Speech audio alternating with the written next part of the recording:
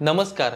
पूजा करताना आरती ही परंपरा जी आहे ती सगळ्या भारतामध्ये समान आहे. आपल्या मराठीमध्ये देखील अनेक आरती लिहिल्या गेलेल्या आहेत आणि त्यापैकी आपल्याला ज्या प्रधान आरती पाठ असतात त्यापैकी एक आहे दुर्गा देवीची आरती आणि गणपतीची आरती, शंकराची आरती झाल्यानंतर नकळतपणे आपल्या तोंडामधून एक वाक्य बाहेर पडतं, आरती बाहेर पडते आणि ती असते दुर्गे दुर्गट भारी तुझविन संसारी अनाथ नाथे अंबे करुणा विस्तारी. दुर्गेचे दोन अर्थ होतात. दुर्ग म्हणजे कठीण काम आणि दुर्ग म्हणजे पहाड किंवा डोंगर. तर देवीचे अधिकतर मंदिरं जी आहेत ही पहाडावर आहेत म्हणून तिला दुर्ग हे नाव पडलं. आणि दुसरं दुर्गा म्हणजे की कठीण काम जी सोपं करते ती दुर्गा, जी दुर्गम काम सोपं करते ती दुर्गा. दुर्गे दुर्घट भारी तुझविन संसारी. दुर्घट, घट म्हणजे देह. आपल्याला घट माहिती असतो, घट मातीचा असतो. अध्यात्मामध्ये आपल्या शरीराला घट असं म्हटलं गेलं आहे. तू माझ्या संसारामध्ये, माझ्या जीवनामध्ये नाहीये, त्यामुळे माझा देह जो आहे, माझं शरीर जे आहे ना, हे दुर्घट झालेलं आहे, हे अशुद्ध झालेलं आहे, हे मलिन झालेलं आहे, याला कोणी स्वीकारत नाहीये. दुर्गे दुर्घट भारी तुझविन संसारी. तू संसारामध्ये, माझ्या स्मरणामध्ये नाहीये म्हणून. अनाथ नाथे अंबे करुणा विस्तारी. तू कशी आहे तर तू अनाथांना सनाथ करतेस. तू अंब आहेस. अंब म्हणजे माता, अंब म्हणजे पिता. अनाथ नाथे अंबे करुणा विस्तारी. तुझ्या करुणेचा तू आता विस्तार कर, तुझ्या मायेचा तू विस्तार कर आणि हे देवी माता मला तू दर्शन दे, मला तू आपलं म्हण. वारी वारी जन्म मरणाते वारी. आपल्याला प्रत्येकाला दुःख आहे. दुःख गेलं की सुख येतं, सुख गेलं की दुःख येतं, हे चालूच राहतं. पण त्याचबरोबर तुम्हा आम्हाला एक गोष्ट आहे, पुनरपि जननम पुनरपि मरणम. मृत्यू आहे, जन्म आहे, मृत्यू आहे, जन्म आहे.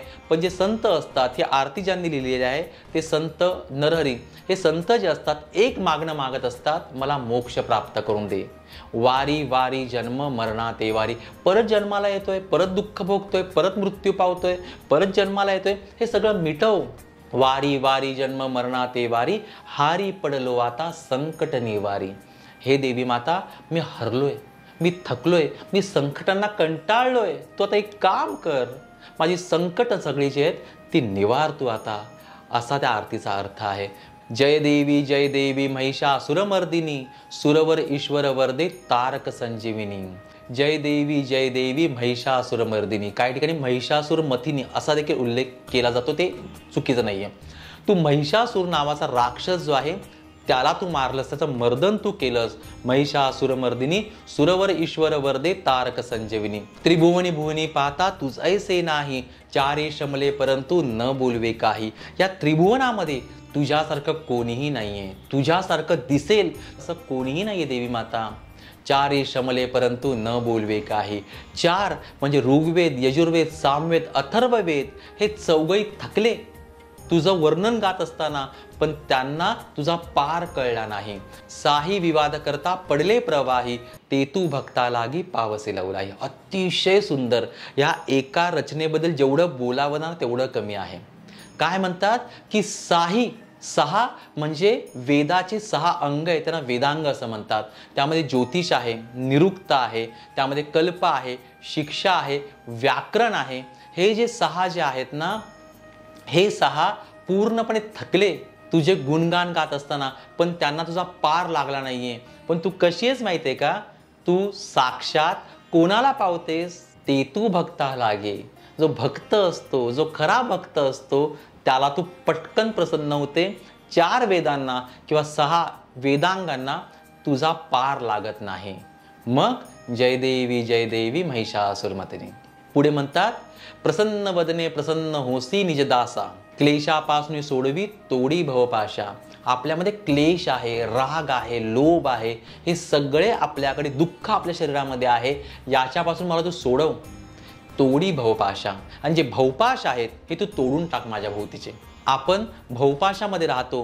हे भवपाश जो आहे मग त्यामध्ये आपल्याला संपत्तीविषयी आकर्षण असतं, आपल्याला एखादी गोष्ट आपल्याकडे आहे त्याच्याविषयी आकर्षण असतं, त्याच्याविषयी आत्मीयता असते आणि आपल्याला असं वाटतं की ह्या गोष्टी आपल्याकडून कधीही जाऊ नयेत. आणि मग आपल्या मनामध्ये काय होतं तर क्लेश निर्माण होत असतो. आपल्यामध्ये काय होतं ते भवपाश आहेत असं संत नरहरी म्हणतात. तू काय कर, हे सोडव. मला क्लेशापासून मुक्त कर. भवपाश कसे सुटतात याचं एक उदाहरण तुम्हाला देतो की तुम्हाला माहिती आहे का की ज्या वेळेस माकडांना शिकारी पकडतात तेव्हा कसे पकडतात.